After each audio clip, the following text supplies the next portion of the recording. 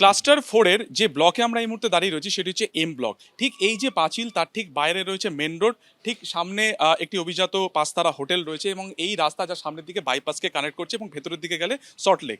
ঠিক গতকালকে পুলিশের তরফে যখন এই অভিযান চালানো হয় দুজনকে হাতে নাতে গ্রেফতার করা হলেও একজন সে কোনোভাবে এই রাস্তা থেকে আসার পরে এই যে কাটা তার দেখা যাচ্ছে ঠিক পাঁচিলের অংশে যে কাটা তার রয়েছে সেই কাটা তারে ঠিক এই অংশ থেকে টোপকে ভেতরের দিকে ঢোকে। তার কারণ এই কাটা তারের একটা নির্দিষ্ট অংশ কিন্তু কিছুটা হলেও ভাঙাচোরা অবস্থাতে রয়েছে। খুব সহজে এখান থেকে প্রায় 6 ফুটের যেটা এখানকার বাসিন্দারা বলছে সেই অভিযুক্ত এসে ঢোকে।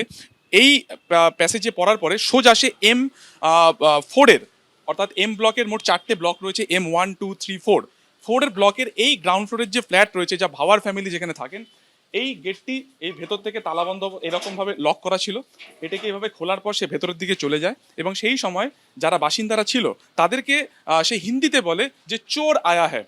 এখান থেকে ঢোকার পরে ঠিক এই গেট থেকে ঢোকার পরে ভেতর থেকে একটা প্যাসেজ রয়েছে সামনের দিকে সিঁড়িতে যাওয়ার, যে সিঁড়ি সোজা সেই সিঁড়ি থেকে ছাদের দিকে যাওয়া যায়।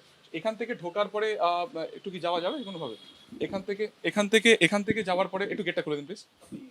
আচ্ছা, তো এখান থেকে যাওয়ার পরে ভেতরের দিকে গিয়ে সিঁড়ি যেটা রয়েছে সেই সিঁড়ির দিকের অংশে বাস এখান থেকে যাওয়ার পরে যে সিঁড়ির দিকে অংশ রয়েছে সেই সিঁড়ির দিকে কিন্তু চলে যায়।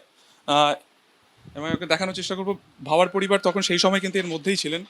এবং এখান থেকে যাওয়ার পরে সরাসরি এই অভিযুক্ত কিন্তু এই যে সিঁড়ি দেখা যাচ্ছে, যে সিঁড়ি সরাসরি 4তলাতে চলে যাচ্ছে, সেই 4তলাতে সে চলে যায় এবং 4তলাতে যে কাঠের গেট রয়েছে সেই গেটটিকে কোনোভাবে ভেঙে ছাদের অংশের দিকে সে চলে যায়, সেই অভিযুক্ত চলে যায়। এবং এরপরে যেটা হয় যে ছাদের যে কার্নিশ রয়েছে সেই কার্নিশে সে শুয়ে থাকে। তখন সেই সময় যারা গুন্ডা দমন শাখার যারা অফিসাররা রয়েছেন তারা এখানে চলে আসেন এবং তারপরেই দেখা যাচ্ছে এই যে এম ব্লক রয়েছে, এম ব্লকের 4টে মোট এখানে ব্লক রয়েছে এই এম এর, তার ঠিক ছাদের অংশে গিয়ে এই যে যে কার্নিশ রয়েছে, ঠিক যে সিঁড়ির দিকে যে জানলার উপরে যে কার্নিশ রয়েছে সেখানে শুয়ে থাকে। এখান থেকে বাসিন্দারা তখন ক্রমাগত বলতে থাকে যে তিনি পড়ে যেতে পারেন, কিন্তু প্রায় 6 ফিটের হাইটের সেই অভিযুক্ত কোনোভাবে পাঁচিলের দিকে চলে যায় এবং সেই পাঁচিল ধরে ছাদে চলে যায়।